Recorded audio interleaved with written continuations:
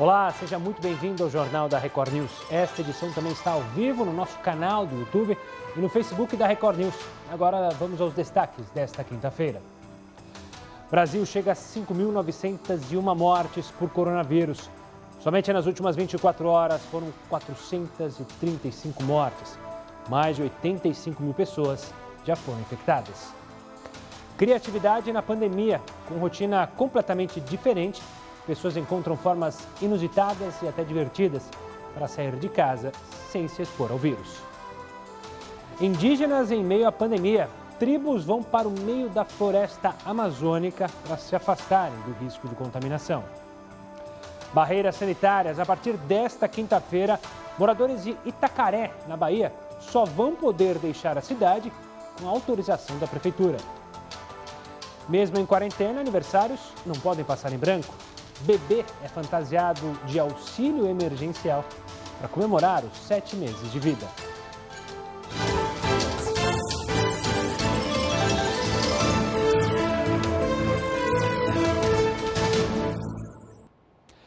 E olha, a cidade de São Paulo bateu hoje o recorde de congestionamento, desde quando iniciou a quarentena no estado, é claro. De acordo com a CT, foram 18 quilômetros de engarrafamento no período da manhã. Também houve um aumento no fluxo de veículos em vias como a Avenida Paulista e também a Avenida 23 de Maio. Do Rio para São Paulo, porque o governo do Rio prevê que nem todas as pessoas terão acesso ao respirador pulmonar e informa que o sistema de saúde do estado pode entrar em colapso nas próximas semanas já. A estimativa é que faltem quase 30 mil leitos. O secretário estadual de saúde do Rio chegou a afirmar que, apesar de todos os esforços das autoridades e profissionais de saúde, o número de infectados pelo novo coronavírus do estado pode ser até 15 vezes maior do que mostram os dados oficiais. Até agora são 8.869 casos confirmados, mas o secretário calcula que cerca de 140 mil pessoas estejam infectadas. E olha, a situação no Maranhão também está bastante crítica. No início da noite, a Justiça decretou o bloqueio total em São Luís e mais 3 cidades. A Justiça determinou, na região metropolitana de São Luís, lockdown por 10 dias, valendo a partir do dia 5 de maio. O estado registrou 1.757 casos e 76 mortes. Em 7 dias, esses números duplicaram. O último boletim da Secretaria Estadual de Saúde aponta que o Maranhão registrou 3.190 casos confirmados para coronavírus e 184 mortes. Esse quadro fez com que, no dia de ontem, a capital ficasse sem leitos de UTIs disponíveis. O Instituto Fiocruz desenvolveu uma ferramenta que vem sendo utilizada pela equipe de pesquisadores do Instituto de Comunicação e Informação em Saúde. Mostrou que o Maranhão é o estado com o maior crescimento de novos casos da doença no país. A Fiocruz utiliza como base para fazer esse levantamento o tempo que o país e os estados brasileiros levam em dias para duplicar o total de óbitos. O Maranhão levou 5 dias. Mesmo dado apresentado pelos Estados Unidos, país com o maior número de casos da pandemia. E olha, a partir desta quinta-feira, os moradores de Itacaré, lá na Bahia, só podem deixar a cidade com autorização prévia da prefeitura. Obviamente que a gente se pergunta, isso é legal? Essa medida, de fato, não fere a Constituição? Fere a Constituição? Quem explica para a gente é o Michel Mendonça, secretário-geral da subseção lá de Ilhéus da OAB, e vai responder, antes de mais nada, Michel, obrigado pela participação aqui conosco. Antes eu queria entender por que essa medida tão drástica foi tomada lá, qual que é a explicação que a prefeitura deu para tomar uma medida dessa? Boa noite, Toledo, boa noite a todos. Bom, é natural, né, que diante do cenário atual, das notícias que têm surgido a cada dia, inclusive com um número crescente de mortes no país, que os gestores públicos estejam aflitos e preocupados com a situação nos âmbitos dos municípios sob sua administração. Então, certamente, uma medida gravosa como essa, uma medida enérgica como esta, que surgiu no município de Itacaré, certamente foi motivada por conta dessa preocupação.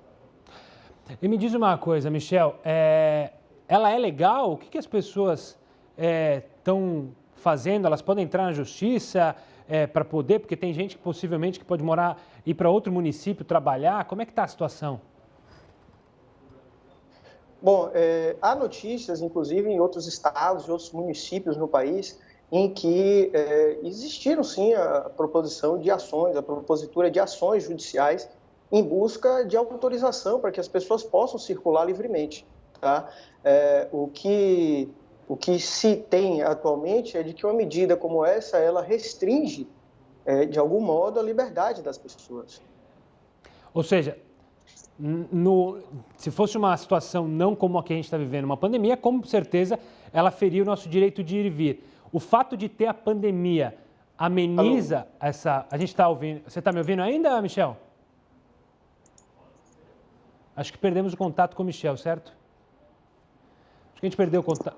O Michel não está me ouvindo. A gente vai tentar reconectar com o Michel para tentar falar mais sobre isso. Agora sim, agora o Michel está me ouvindo? Michel, agora sim. Como eu estava dizendo, obviamente que se a gente tivesse uma situação normal, isso ia ferir de fato a Constituição. O fato da gente ter uma pandemia ameniza essa situação? Dá para se entender? É razoável, é aceitável tomar uma atitude dessa pela Prefeitura?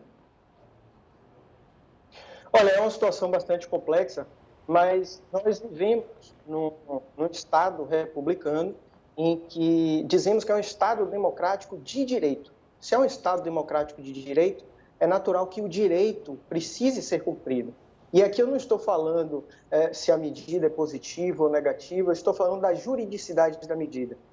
Ela, ao meu sentir, ela viola a Constituição e não está em acordo com a Lei 13.979, que é a lei que estabelece as medidas gerais em âmbito nacional, as medidas restritivas, né, de abrangência geral em âmbito nacional. Por que isso, Toledo? Porque ela cerceia a liberdade do cidadão. Embora exista uma decretação, né, pelo Congresso Nacional, existe um decreto legislativo estabelecendo a calamidade pública e há também o reconhecimento de uma situação de emergência na saúde, mas não existe nem um estado de sítio, nem um estado de defesa. De acordo com a Constituição Federal, seria, numa hipótese como essa, numa hipótese como um estado de sítio, em que seria possível determinar a obrigatoriedade de permanência das pessoas em uma determinada localidade. Fora dessa hipótese, não existe na Constituição guarida para a adoção de uma medida como essa. Uhum. Michel, e para isso cair, ou seja, para essa medida vir por terra, só se algum cidadão, OAB, Ministério Público, alguém entrar com uma medida contra esse posicionamento da Prefeitura, correto? Correto, Toledo. De antemão, é necessário que se diga, tá, que não há, a princípio, notícias de um ato oficial amparando essa medida, entende? O que nós fizemos enquanto instituição, pela OAB, foi oficiar, inclusive no dia de hoje, já que as notícias chegaram para nós na data de ontem, nós oficiamos no município de Itacaré, através da Prefeitura, encaminhamos para algumas autoridades municipais de Itacaré, um ofício solicitando informações concretas e oficiais a respeito dessa situação. Porque não temos um decreto editado, pelo menos nas buscas que fizemos, estabelecendo essa medida. O que há são notícias, provavelmente, né, a mídia tem um grande respaldo, um grande respeito para isso, são entrevistas com o prefeito sem que a gente saiba da real e concreta existência de um ato administrativo determinando as medidas que foram anunciadas. Tá certo. Michel, obrigado pela participação aqui conosco, pelas explicações do que está acontecendo lá em Itacaré. Muito obrigado. A gente, claro, vai continuar de olho. Qualquer novidade, a gente entra em contato novamente. Michel, um forte abraço.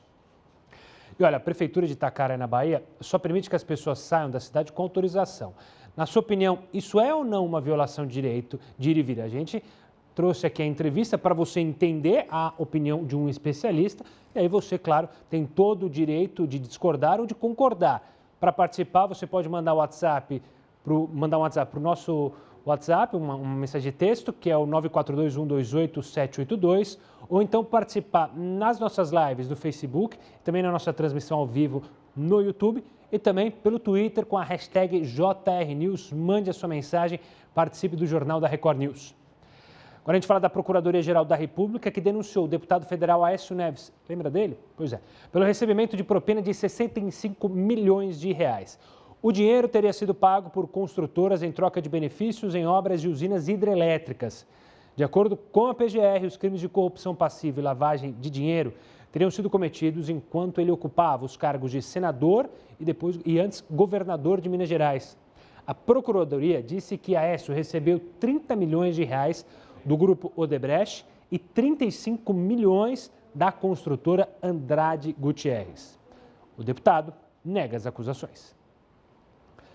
Olha, ficar em casa nem sempre é algo agradável, principalmente para quem está acostumado a ter uma rotina fora do lar.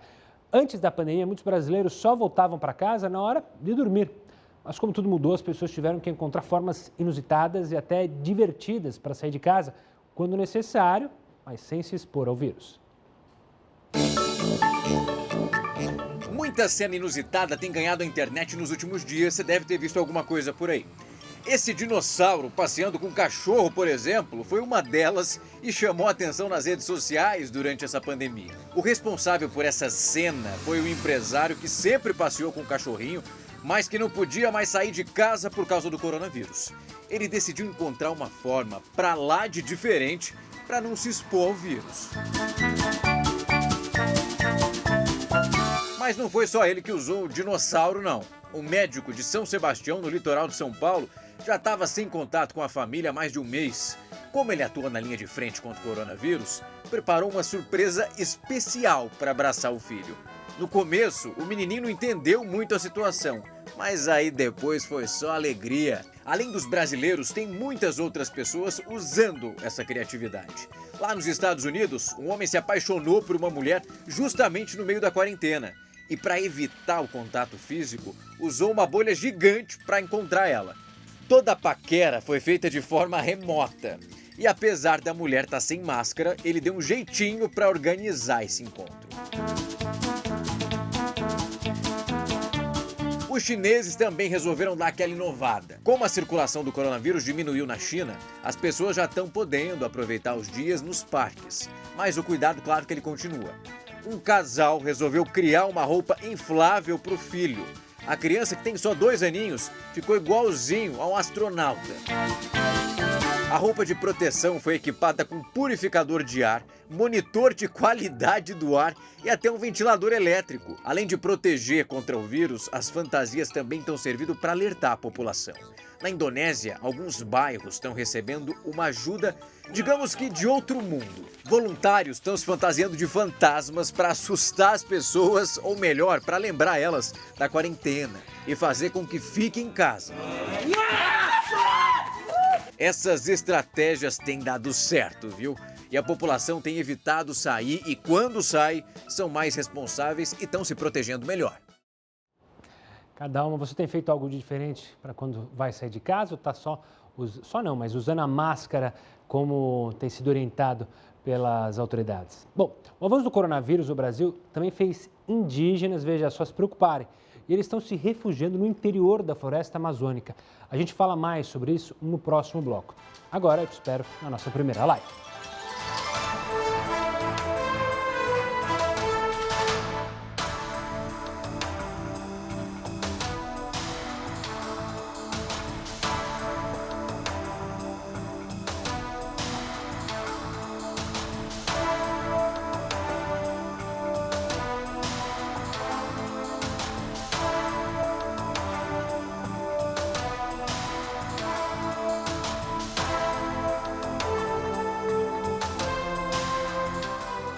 Olá, pessoal que acompanha a gente pelas redes sociais, pela internet, pelo Facebook. Vamos acompanhar o que vocês estão falando aí. Participação primeiro pelo WhatsApp. O Wanderson de Vermelho Novo diz: a minha opinião, a Prefeitura de Itacaré está certa. Essa lei poderia vigorar em todo o Brasil. Essa é a opinião do Wanderson de Minas. Alberto de Floripa, eu acho que não. Já que a maioria das pessoas não estão colaborando e pensando que pandemia é brincadeira, por enquanto o pessoal está concordando aí com a decisão da Prefeitura de Itacaré de proibir as pessoas de saírem de lá. Próxima participação é da Osmira, de Balneário Camboriú. O que estamos vendo em muitos estados e municípios se chama abuso de poder e vai contra o nosso direito de ir e vir. Tá aí, obrigado pela participação. Quem vem agora? A Rose de São Paulo capital. Acho que nessa época de pandemia nenhuma medida preventiva será uma violação. Daí a Rose dando uma amenizada, já que tem a pandemia, algumas medidas na visão dela podem ser tomadas. O Felipe de Itaboraí, em um momento de pandemia não. Acho que quem não deve se importar em informar sua necessidade de sair. Valeu, Felipe, obrigado pela participação. Adriano de Porto Alegre diz, sim, é inconstitucional. Qualquer ação que impeça o direito de vir é uma violação. Está aí o Adriano da turma dos legalistas. Obrigado pela participação. Vamos dar uma passada no Face? Dando uma boa noite para Mali, para o Geraldo José Guzmão Soares. Ele está fazendo um texto grande aqui, não vai dar para eu ler, mas obrigado. A Nibula Marque Oliveira dando boa noite, Nibula Marque. O Marcos também mandando boa noite, falando sobre deputados que apresentaram um projeto, aumentando em percentual de imposto.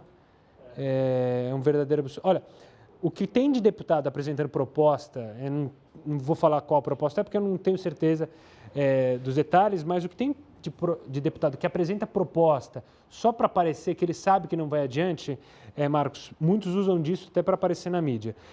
Aninha Miranda, muito político corrupto, ela diz, um abraço para o Tsuguyo, para o James, para Toninha de novo, para o Márcia Windsor e para a Sueli Barduco, a todo mundo que está acompanhando. Participe do jornal, comente algo que você viu aqui, que você achou legal, divertido, importante.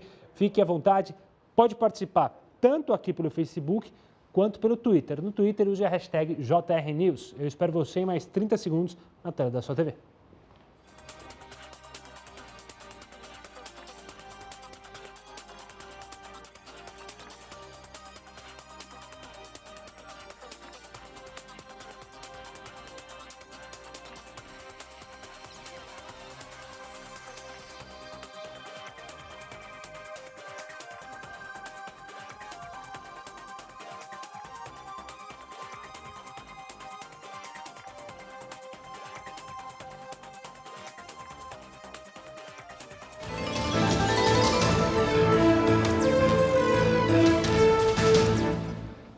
Estamos de volta com o JR News para falar do presidente Jair Bolsonaro. Ele voltou a defender nesta quinta-feira que Alexandre Ramagem ocupe o comando da Polícia Federal. Veja só.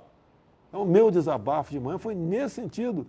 Se colocar ao lado de uma pessoa, tá certo, que não teve a chance de ver seu sonho concretizado.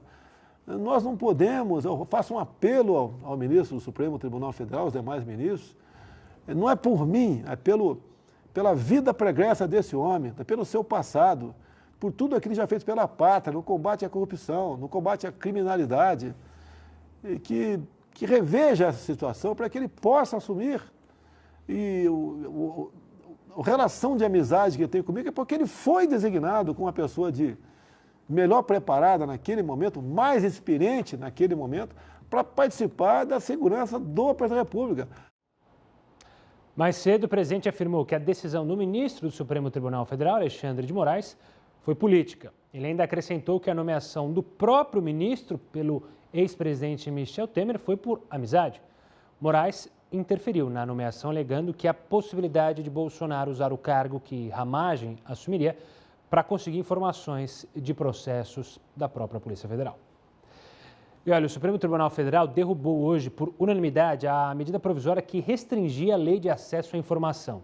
O texto previa, entre outras coisas, a suspensão, durante a pandemia, dos prazos de resposta aos pedidos de informação.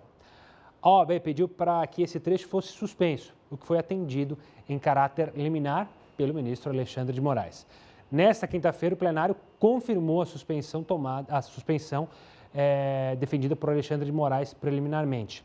A lei de acesso, para você entender, estabelece que todos os cidadãos, você, a imprensa, quem quiser, tem o direito de receber informações de interesse da sociedade. Nessa pandemia, alguns produtos ganharam muito destaque e logo começaram a desaparecer das prateleiras ou das farmácias. Era só surgir uma pesquisa que isso acontecia. Um deles foi o oxímetro. Mas você sabe que aparelho é esse? Veja só para que ele serve na nossa reportagem.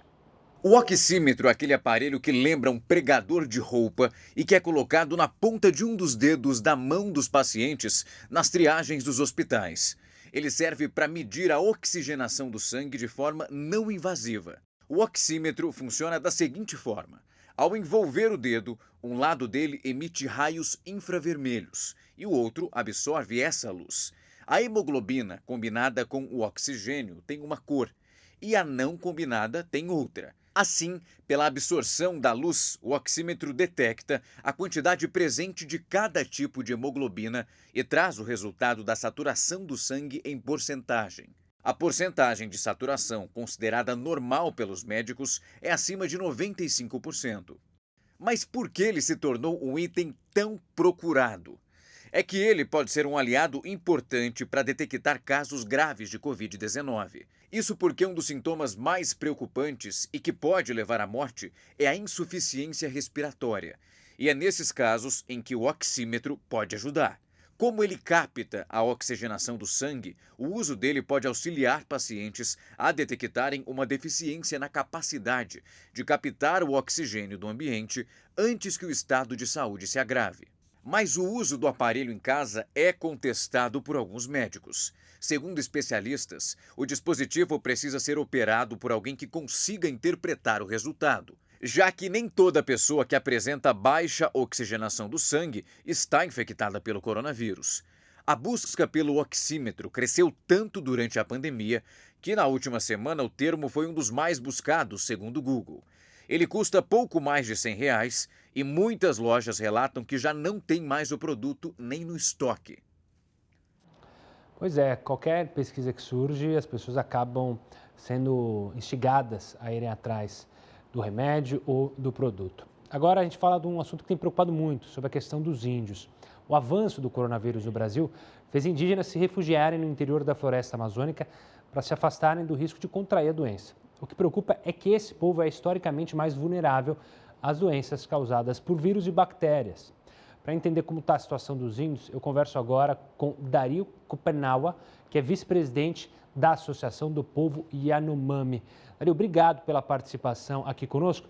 Então, eu queria que primeiro você falasse como é que está a situação dos indígenas, como vocês têm lidado com essa situação que assusta tanto indígenas quanto todos os moradores de capitais, de locais movimentados, enfim. Como é que está a situação, Dario?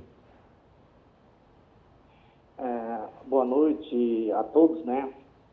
E hoje aqui no Brasil, ou em Boa Vista, na terra indígena Yanomami, nós estamos vivendo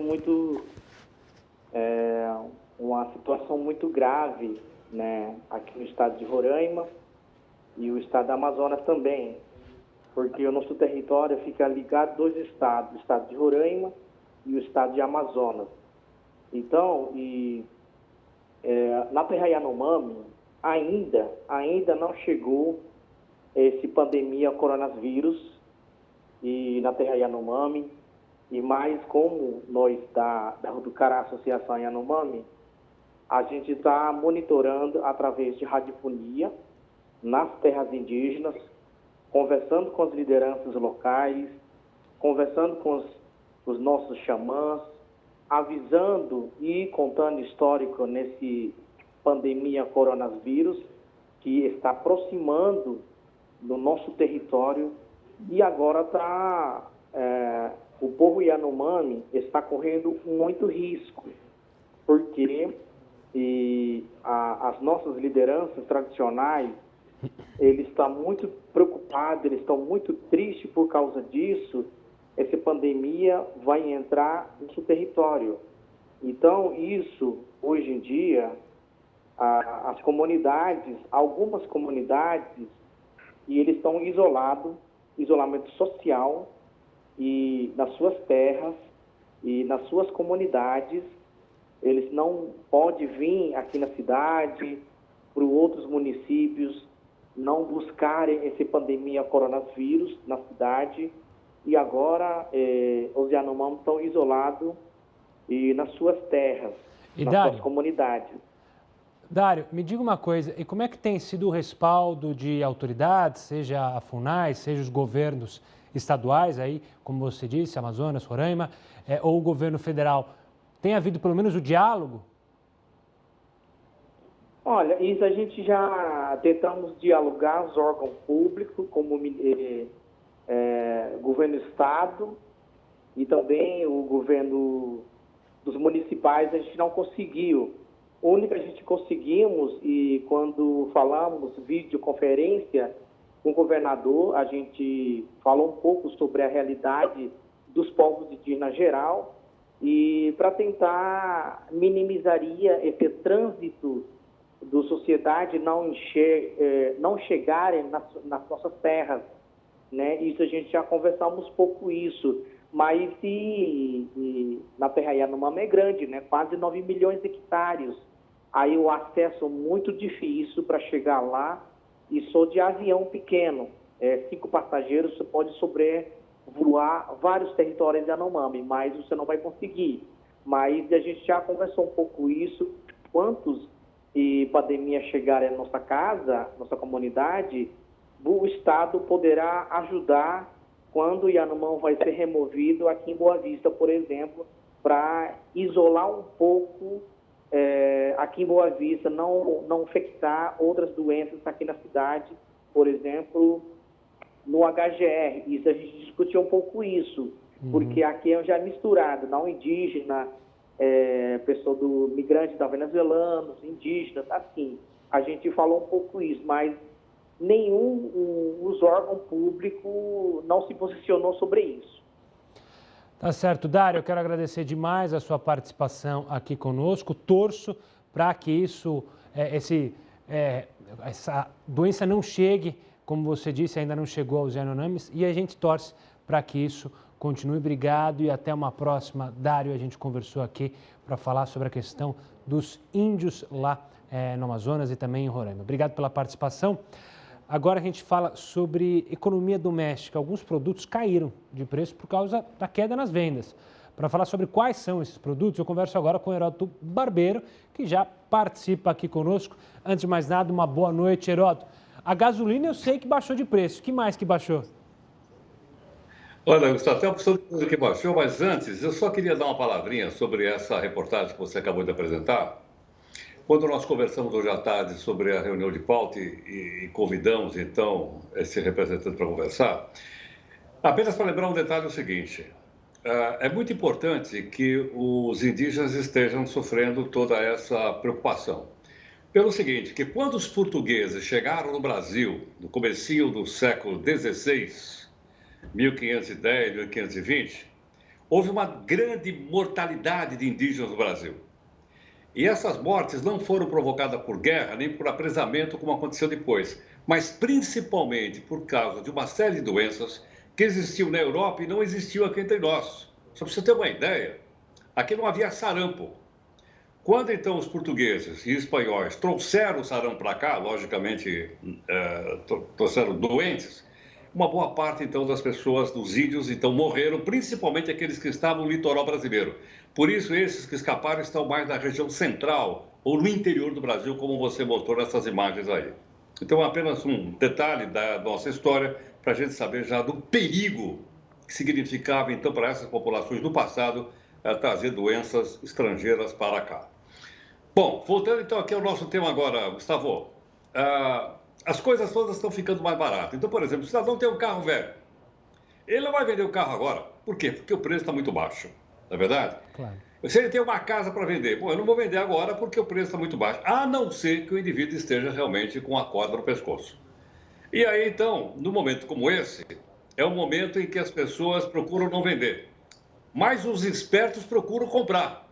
Por que razão? Porque eles sabem o seguinte, numa época como essa, o preço está baixo, a pessoa precisa de dinheiro, ele certamente vai vender por um preço mais barato que o mercado e daqui a pouco, quando a economia retomar, ele vai ganhar dinheiro em cima disso. Uma quantidade imensa de casa, automóveis e outros produtos estão sendo vendidos. Mas tem um em especial que eu lembrei de você que talvez você queira comprar. Qual? Um jatinho executivo. Poxa, se tiver bom preço, qual que é? Vamos ver, quanto que tá? O preço é baratinho, baratinho. Sabe que o jatinho desse custa mais ou menos uns 10 milhões de reais. Estão sendo vendido por 5, por 6 milhões. Aí você podia comprar um jatinho desse, né, para poder visitar sua família e tudo mais, porque agora o preço realmente é convidativo. Então você vê que está barato você comprar tanto uma ação na bolsa, como uma casa do cara que está com o pescoço, com a corda no pescoço, ou então um jatinho, que estão à venda aí muito baratinhos, mas logicamente que precisa ter um bolso bom como você tem. É verdade. Vou tentar parcelar. Será que eles parcelam em 30, 40 anos? Quem sabe eu compro. Bom, você pode fazer o seguinte, você pode fazer como algumas autoridades brasileiras, que compraram jatinhos como esse, novinhos, financiados pelo BNDES. E com aquele juro bem baixinho, pagos por nós através do nosso imposto. Não é uma boa jogada? É ótimo, e é bom lembrar que quem tem jatinho não precisa pagar IPVA, porque IPVA é só para carro, não tem imposto sobre jatinho, então fique à vontade, não precisa pagar. O Heroto volta daqui a pouquinho com outros assuntos aqui no Jornal da Record News. Agora a gente vai até o Ceará, que é um dos estados que mais está sofrendo com o avanço do coronavírus. O número de mortes por lá e de casos confirmados segue crescendo. O repórter Carlos Henrique Costa tem todas as atualizações. Boa noite, Carlos. Oi, Gustavo. Muito boa noite para você e para todos que nos acompanham. 7.861 casos do novo coronavírus foram confirmados no Ceará, de acordo com o último boletim epidemiológico da Secretaria de Saúde do Estado. Além disso, 492 óbitos foram registrados, então um acréscimo de 42 novas mortes de ontem para hoje. Ontem, a Assembleia Legislativa do Estado aprovou uma lei que multa pessoas que disseminarem fake news que possam prejudicar o combate ao novo coronavírus. Nesta quinta-feira, a Prefeitura de Fortaleza anunciou a aquisição de 22 mil novas vagas em um dos maiores cemitérios públicos da cidade para aí ajudar no enterro de pessoas que venham a falecer por conta da doença. Voltamos aos estúdios da Record News. E olha, o auxílio emergencial foi um dos temas mais comentados da entrevista dos ministros desta quinta-feira. Veja só. O ministro da Cidadania, Onyx Lorenzoni, fez um importante anúncio sobre o auxílio emergencial. Que até hoje à noite, todos os inscritos no aplicativo até o dia 26 de abril terão sido avaliados. Onyx esclareceu o porquê da demora na análise do auxílio. Nós encontramos 32.807.449 inelegíveis. São pessoas que não tinham, perante a legislação, habilitação. Isso demonstra claramente que houve as tentativas de burla da legislação.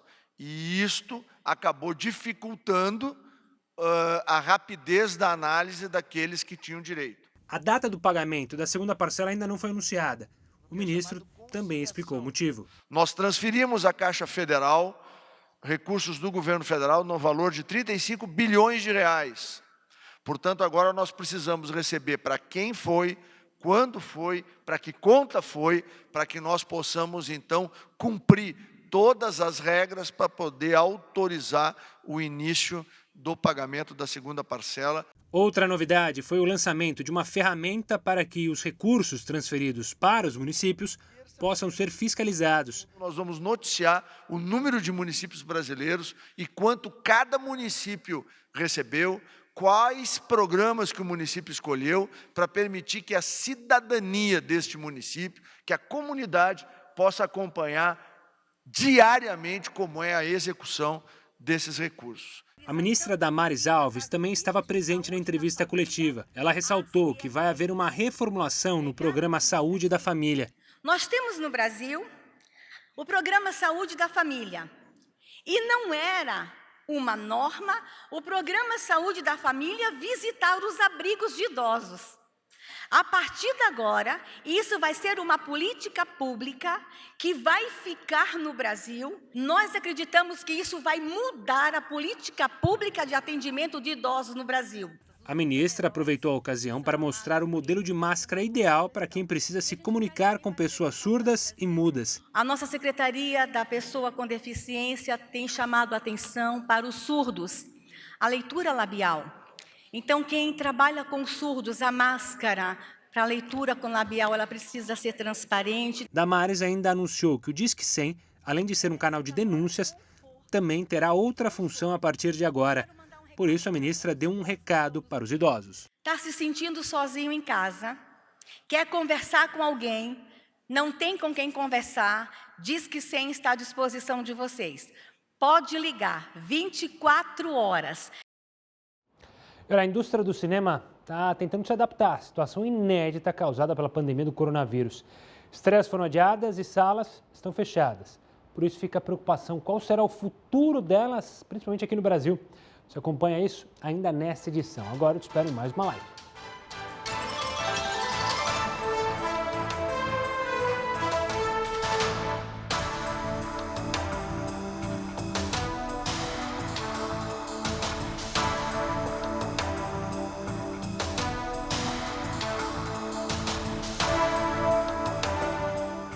Estamos com mais uma live e a sua participação, então vamos ver o que o pessoal está falando. Afinal, a Maria de Curitiba mandou mensagem e ela quer participar aqui do jornal. Vamos ler? Não, com o número de casos subindo com frequência, o prefeito está certíssimo, lá de Itacaré, lembrando que a gente está perguntando sobre isso. Precisamos preservar vidas, essa é a opinião dela. Alberto de Manaus, que vive uma situação complicada, a gente ainda vai falar bastante de Manaus. Com certeza é uma violação, todos têm necessidade em que precisam se deslocar e o direito de ir e vir é constitucional. Obrigado pela participação. O Delmar de Alvorada diz, na minha opinião, está havendo muito abuso de poder por parte dos municípios. Está aí, posicionamento registrado. Rúbia de Salvador, é uma violação total, isso é a mesma coisa que destruir a Constituição. Os governantes estão perdendo a noção e o respeito pela população. Obrigado pela participação, Rúbia. André de São José do Rio Preto, não, em tempos de pandemia o interesse coletivo se sobrepõe ao individual. Obrigado, André, pela participação no interior de São Paulo. Agora a gente vai para o ABC Paulista. O Lázaro manda a seguinte questão. Sim, essa é uma das violações que estão sendo feitas por nossos governantes que estão abusando muito do poder. Lázaro, obrigado pela participação, um forte abraço. Continue mandando suas mensagens, a sua mensagem para o nosso WhatsApp. Vou dar uma passada no Facebook aqui, o Marcos falando que está com a família reunida na live. Ele, a Mali, estão acompanhando, a Mali fala ainda. A Mali Herrera diz, tomara que as outras cidades não copiem a ideia que ele citou, que a gente falou de Itacaré. Ela está em Cumbuco e vem para São Paulo no fim do mês. Ela não concorda com esse fechamento aí da locomoção. Ricardo Souza, uma boa noite. A Nilza também dando boa noite. Reinaldo Caçápula falando, esse Heródoto é muito 10. É 10 não, é 100, é 1000. O James perguntando, se eu não fosse jornalista, qual profissão eu gostaria de seguir? Possivelmente modelo, né? Não, tô brincadeira. E eu gostaria muito de ter sido jogador de basquete. Infelizmente, faltaram alguns centímetros e algum talento. Mas eu gostaria de ter sido. Mas não consegui, mas joguei basquete por um bom tempo da minha vida, até os 17 anos, era o famoso federadinho, né? Joguei por Barueri, aqui na cidade aqui cidade próxima a São Paulo, mas o jornalismo me pegou de jeito. A Gerdi diz, é vergonhoso ver pessoas que não precisam e ficam usando recursos do BNDES. E para comprar jatinho, para isso foi liberado. Quantas pessoas precisaram e foi negado o recurso do BNDES? Está aí a Gerdi Sante, citando a nossa conversa, minha e do Heródoto, que o Heródoto falou, se eu quiser comprar, eu posso pedir o benefício lá no BNDES. Toninho, é mais fácil financiar esse jatinho que receber esse auxílio emergencial de Guarulhos. Bela sacada, é isso mesmo. A gente mostrou mais cedo, né? Só a partir dia 26 de abril, só o pessoal que fez a inserção dia 26 de abril ainda não conseguiu nem ser analisado. A situação é bem complicada e claro que a gente está de olho. Daqui a pouco a gente está de volta na tela da sua TV.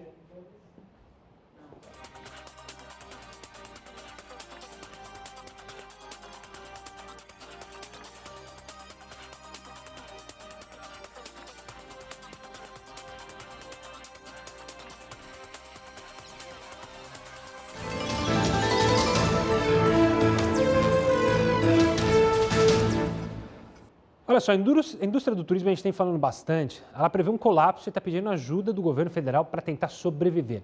Quem tem mais detalhes sobre a situação é o Heródoto Barbeiro, que participa mais uma vez aqui conosco.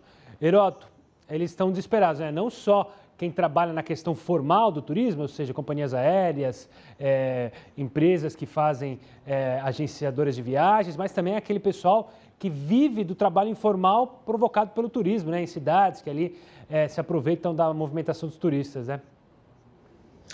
Olha, Gustavo, eu vi hoje um comunicado feito pela Associação das Empresas de Turismo do país como um todo, e eles estão simplesmente dizendo o seguinte: olha, nós estamos já assim na beira de quebrar, nós estamos na beira da falência. Dizendo que os hotéis estão completamente vazios, os resorts estão vazios, as pousadinhas, que tem muita, são de pequenas e médios comerciantes, estão fechadas e as pessoas estão realmente assustadas. Eu até pedi, Gustavo, para a gente colocar aí um pequeno gráfico, né, que eu tirei dessa participação dos empresários, dizendo a quantidade de empregos que foram perdidos e, além dessa quantidade de empresas, a quantidade de pequenas pousadas, hotéisinhos e tal, que estão fechando no Brasil como um todo. Então, parece o seguinte: claro, está todo mundo sofrendo. O comércio está sofrendo, a indústria está sofrendo, a prestação de serviço está sofrendo. Mas a impressão que eu tenho é que o setor de turismo está sofrendo mais do que qualquer um outro país. Se não fosse assim, eles não estariam, então, solicitando ajuda por parte do governo, eu estou falando do governo federal, obviamente, para tentar socorrer os hotéis, os pequenos hotéis, as pousadinhas, para que elas não fechem. A quantidade de empregos perdidos foi muito, faturamento praticamente está zero. Nós estamos mostrando aí umas imagens, que são imagens de praias maravilhosas, quando a gente não tinha aquela proibição para poder andar nas praias. E a proibição hoje está valendo praticamente para todo o país. Então você não vê mais uma cena como essa do pessoal se divertindo na praia. Pelo contrário, o que nós já mostramos, inclusive, no Rio de Janeiro, uma mulher foi presa e jogada num camburão porque ela estava dentro do mar e não podia estar dentro do mar naquele momento porque as praias estão fechadas. Algumas cidades litorâneas estão até dando um certo refresco, permitindo que as pessoas andem no calçadão ou que as pessoas pesquem na beirada da praia, mas isso ainda é muito pouco. Então tem que haver uma rápida resposta por parte do governo para que esse setor não feche. E eu não estou só falando dos empresários, estou falando principalmente da quantidade imensa de empregos que o sistema de turismo brasileiro gera dentro do nosso país. Então agora, com a palavra aí, o governo federal. Vamos ver o que vai acontecer, Gustavo.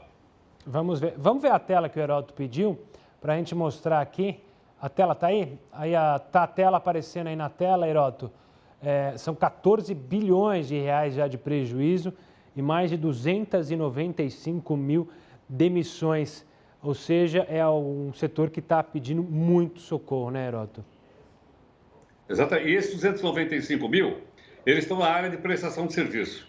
Até agora, foram perdidos mais de 690 mil empregos nessa área de prestação de serviço, se você juntar o turismo a outras atividades também importantes que usam muito mão de obra.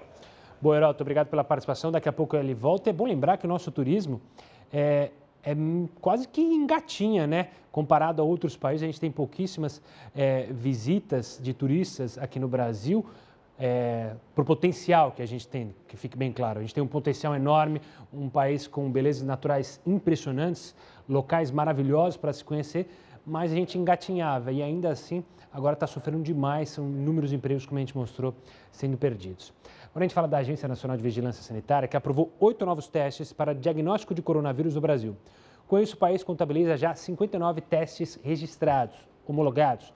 Nessa semana, o órgão também aprovou o uso de testes rápidos em farmácia, a gente mencionou isso aqui ontem.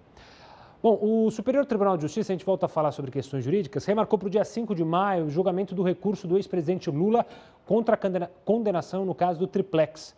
O julgamento começou no plenário virtual no dia 22 de abril, mas foi interrompido por um questionamento feito ao Supremo pelos advogados do ex-presidente. Eles alegavam que o caso tinha sido colocado em análise sem ter sido incluído na pauta do dia. No caso do Triplex do Guarujá, Lula, é bom lembrar, foi condenado a 8 anos, 10 meses e 20 dias de prisão por corrupção passiva e lavagem de dinheiro. E olha, quase 13 milhões de brasileiros estão desempregados, segundo o IBGE. Esse número se refere ao primeiro trimestre deste ano. Na comparação com os últimos 3 meses de 2019, houve um aumento de 12,12% na taxa. Ou seja, é um número que assusta. Mas quais são os setores que mais estão demitindo atualmente? Quem explica para a gente é Joelson Sampaio, coordenador do curso de Economia da FGV. Joelson, obrigado pela participação aqui conosco. Esses dados são recentes, ainda pega pouco da pandemia, né? A gente ainda não tem o resultado do que a pandemia pode ter causado no nosso mercado de trabalho. Mas ainda assim, quais são os postos de trabalho que mais sofreram nesses últimos meses? Boa noite. De fato, esses dados eles representam um cenário ainda bem no início, ou seja, a gente não tinha restrição de circulação. A data de coleta, que fecha em março, a gente começou a ter mais restrições no final, que de alguma forma esses dados não refletem ainda essa realidade, né? De toda forma, a gente tem um resultado que indica já uma tendência do aumento de desemprego. Então, embora os dados de desemprego referente a março não consigam capturar essa realidade mais recente de abril por conta das restrições, eles já indicam uma tendência. E aí sim a gente pode listar os setores que mais sofreram, né? São setores de serviços, principalmente comércio, varejo, e aqueles setores também ligados à economia informal, porque muitos trabalhadores informais, eles perderam a sua oportunidade por conta da restrição de circulação e eles entram também nessas estatísticas. Joelson, isso já era esperado, mas também tem a preocupação, claro, com o mercado de trabalho nas fábricas, indústrias, construção civil, que são importantíssimos. Há preocupação deles serem atingidos nos próximos meses com essa pandemia? Boa pergunta. Sim, eles têm uma chance bastante expressiva de serem atingidos, impactados, e certamente vamos observar um resultado negativo também na indústria. E por quê? No caso da indústria, a gente teve uma redução na demanda, a gente reduziu a atividade econômica. Então, com uma menor atividade econômica, com uma redução de circulação, uma redução de vendas do comércio de uma forma geral, você acaba afetando a indústria também. Então, a gente vai observar esses resultados, infelizmente, também afetando as indústrias. O governo tem lançado alguns pacotes de ajuda para pequena, média e até mesmo as grandes empresas, no sentido de proteger o emprego, mas ainda assim não será o suficiente. A gente vai observar certamente um aumento de desemprego também na indústria. Joelson, olhando um pouquinho mais para frente, imaginando o fim dessa pandemia, ainda há uma preocupação muito grande, porque a gente já tinha uma mão de obra ociosa nos últimos meses, ou seja, vagas de pessoas em postos de trabalho, mas trabalhando um pouco em tempo menor, carga horária menor. Com essa pandemia, para a gente recuperar essas pessoas que estão fora do mercado de trabalho, a gente tende a demorar ainda mais, era uma preocupação dos economistas, e tende essa demora a ser ainda maior para repor os postos de trabalho? A variável de mercado de trabalho, a variável emprego, ela é uma variável que demora para responder, sim. Então, essa pergunta que você fez, ela é importante para o telespectador entender que a variável emprego, ela é a variável que demora mais para sofrer numa crise, mas também demora muito mais para se recuperar, porque existe uma, digamos que, restrição e uma dificuldade de contratação que faz com que as empresas elas tenham uma certa rigidez para contratar, porque elas querem ter muita clareza que, de repente, não vão precisar demitir também. Então, essa rigidez acaba, assim, retardando o processo. O que o governo precisa fazer é ter uma recuperação, um plano de recuperação econômico consistente, rápido, que dê resposta para a atividade econômica conseguir recuperar os postos de empregos que a gente tem perdido por conta da crise. Mas, de fato, essa crise ela não é uma crise só de curto prazo para o emprego. Ela vai ter efeitos aí para 2021 e até 2022. E, claro, que vai depender muito de como vamos lidar com a resposta a essa crise econômica que vai afetar vários setores da economia. Joelson, o ministro Paulo Guedes sempre gosta de falar na palavra previsibilidade. O empresário precisa ter previsibilidade sobre o que ele terá adiante. É esse o grande segredo, ou seja, a partir do momento que a gente conseguir dar confiança para o empresário, seja ele pequeno, médio ou grande, aí sim as coisas começam a voltar para os trilhos? Certamente. Nós, economistas, gostamos muito dessa palavra de previsibilidade porque ela mexe com expectativas. Então, a partir do momento que você tem uma previsibilidade do que o governo vai fazer, de como ele vai agir, de como ele vai reagir, você tem uma certa expectativa de recuperação, de retomada, e isso você te leva, te induz a tomar decisões. E para o empresário isso é muito importante, ou seja, a partir do momento que ele tem clareza, consegue ter uma previsão de práticas, de adoções, de políticas públicas para a retomada do crescimento, isso vai afetar a decisão dele, sim, de contratação, de produção, de expansão. Caso contrário, ele prefere esperar para ter mais clareza, ter mais informação e aí sim, mais previsibilidade sobre o futuro para tomar a sua decisão. Joelson, quero agradecer demais a sua participação aqui no Jornal da Record News, nosso bate-papo, claro, pensando aí em como recuperar esses empregos que estão deixando, infelizmente, o país, mas claro que a gente fica atento a qualquer movimentação, tanto da área econômica, do governo federal, das medidas, e sempre você vai ter a notícia aqui. A indústria do cinema é uma das que está tentando se adaptar a essa situação inédita causada pela pandemia do coronavírus. Estreias foram adiadas, salas de cinema estão fechadas, por isso fica a preocupação. Qual será o futuro delas aqui no nosso país? A gente fala disso daqui a pouquinho. Agora a gente vai para a nossa última live.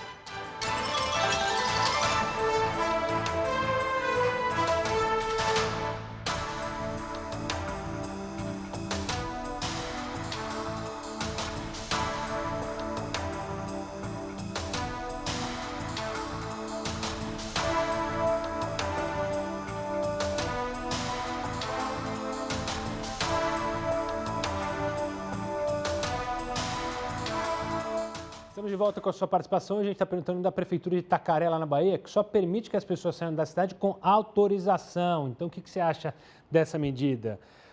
O Karime, de Nova Lima, diz, olha, claro que é uma violação. O direito de ir e vir está garantido na Constituição. Pelo menos essa é a opinião do Karime. A Regina, de Torrinha, em São Paulo, diz, não, o direito de todos é soberano ao direito individual. Está aí a situação. A Thaís, de Salvador, sim, é uma violação, do estado de Itacaré, lá na Bahia. Sim, é uma violação, ainda mais em Itacaré, que não se encontra dentro dos quadros críticos de contaminação. Obrigado, Thaís, pela participação. Luiz, de Águas Claras, diz, isso é um abuso de autoridade e controle da vida das pessoas. Nunca investiram em saúde, educação e agora querem demonstrar terror e autoritarismo, pelo menos na opinião do Luiz. Obrigado, Deise, um forte abraço. Não, agora é a Deise. Ela diz, acho que não é violação, e sim um modo de evitar a contaminação do coronavírus. Ela que é do Rio de Janeiro. Obrigado, Deise. Forte abraço. Eliette, lá de Belém. Claro que não.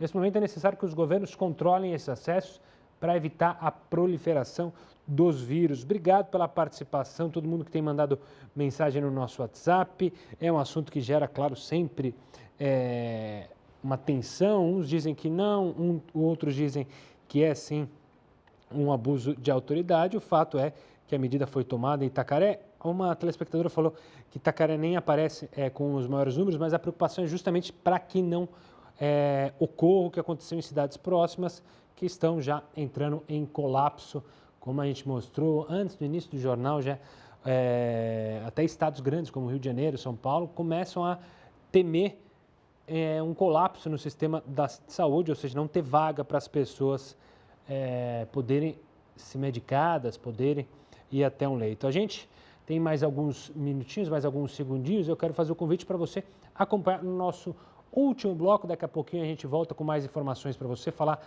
sobre a questão do cinema. Você está com saudade de ir ao cinema? Com a namorada, com o namorado, com a família, assistir? Era uma das atividades mais gostosas que tem, né? Mas infelizmente a gente não está conseguindo fazer, então a gente vai falar da indústria do cinema logo mais. Eu espero você em mais 30 segundos. Que isso?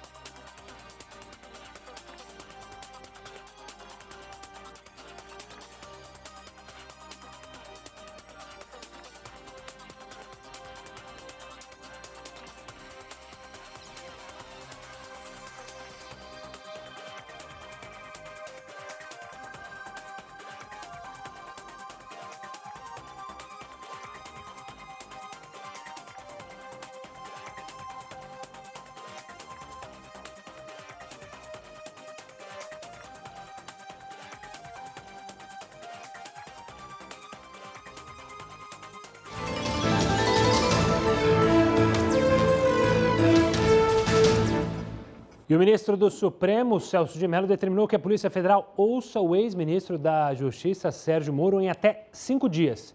Ele vai falar sobre as acusações feitas contra o presidente Jair Bolsonaro. Na última sexta-feira, ele disse que o presidente tentou interferir no trabalho da PF e também ter acesso a inquéritos que envolvem familiares de Bolsonaro. Agora, o inquérito investiga se as acusações de Moro são de fato verdadeiras. Caso não sejam, ele pode responder na Justiça, por isso aguardamos as cenas dos próximos capítulos. Vamos falar da indústria do cinema, então, que está tentando dar seus pulos para a situação, para lidar com essa situação inédita causada pela pandemia do coronavírus.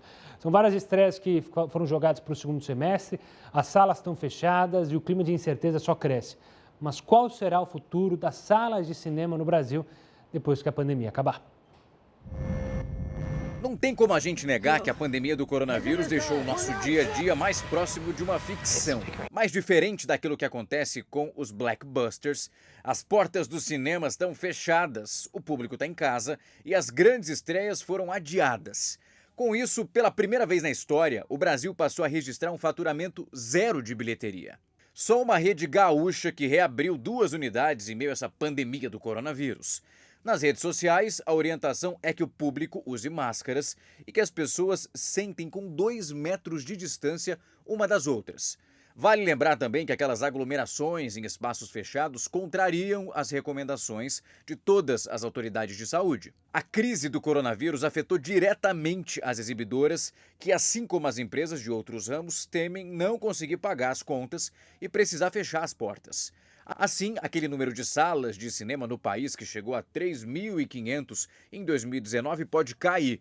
E o tema está preocupando quem trabalha nesse meio. Preocupação sempre há por parte de todos os exibidores, mas os sindicatos dos exibidores, junto a associações, junto à nossa Federação de Exibidores e também a Ancine, estão trabalhando para que o impacto desse período que estamos fechados seja o menor possível. Nesse momento, exibidores de todo o país já estão se preparando para uma campanha de reabertura das salas de cinema tão logo seja possível. Mesmo depois de uma futura reabertura, a expectativa não é muito positiva, não. Isso porque a tendência é que o público tenha um receio de voltar a frequentar esse tipo de espaço. Na China, para você ter uma ideia, um cinema reaberto em março não conseguiu atrair público, nem mesmo fazendo aquelas promoções. Na tentativa de socorrer os cinemas impactados por essa crise do coronavírus, a Agência Nacional de Cinema aprovou a destinação de recursos do Fundo Setorial do Audiovisual, assim como a criação de linhas de crédito junto ao BNDES. O mundo do entretenimento é um dos que mais sofrem com a pandemia e a mudança de hábitos está impactando profundamente a forma que se consome a cultura. Mas ninguém tem um spoiler do que vem por aí. Agora, todos os dias, Donald Trump e o presidente da China, Xi Jinping, trocam farpas. Mas parece que dessa vez não deu para o presidente americano. Parece que ele perdeu a briga. Mas quem conta essa história é o Heródoto. O que aconteceu? Donald Trump perdendo uma briga? Essa é boa, hein? Exatamente. E olha, de certa forma, está inspirada nessa reportagem que você acabou de apresentar aí. Por que razão? Porque até parece enredo de filme, de cinema. Aquelas velhas conspirações. Eu já vi isso aqui, muita gente me mandou nas redes sociais, você deve ter visto, todo mundo viu. E havia uma briga dizendo o seguinte, não, o vírus é chinês porque provavelmente ele escapou de um laboratório da cidade de Wuhan. E escapou do laboratório e acabou então se propagando pelo mundo. Outras teorias da conspiração, o próprio Trump disse isso mais uma vez, era uma maneira da China crescer muito e se tornar uma grande potência e enfraquecer o mundo. Mas agora o Trump perdeu esse braço de ferro. Por quê? Porque as organizações americanas de contra-espionagem fizeram o relatório, e o relatório de hoje diz o seguinte, não há nenhuma evidência de que os chineses tenham feito de propósito um vírus para poder prejudicar o mundo. E que nem faz parte, como diz o cinema, de uma guerra biológica. Então veja, o resultado final é feito por organismos dos Estados Unidos. Então, portanto, aquela tese da conspiração, do Trump, etc, etc, etc, ela foi por terra. Quem sabe, daqui para frente, ele não vai poder usar mais isso na campanha eleitoral para o final do ano, quando ele concorre à vice-presidência, E a campanha, por incrível que pareça, apesar do coronavírus, ela continua solta nos Estados Unidos. Pois é, mas voltando aqui para o Brasil, o Heródoto separou para a gente uma imagem, a gente mostrou um pouquinho no início do jornal, mas vamos falar mais dessa imagem, Heródoto? Conta para nós. Olha, eu já vi comemoração de aniversário virtual. Você deve ter visto também, todos os nossos amigos que estão nos acompanhando agora já viram também. Mas essa daqui é de um garotinho que fez mês-aniversário. Você conhecia essa palavra, mês-aniversário? Eu conheci, ficou na moda, né? A criançada faz um mês aniversário, 2 meses. Eu tenho amigos que postam dos filhos, eu sempre fico acompanhando. Então, esse garotinho aí está fazendo 7 meses de aniversário. E aí fez a festinha e tudo mais, mas sabe o que me chamou a atenção?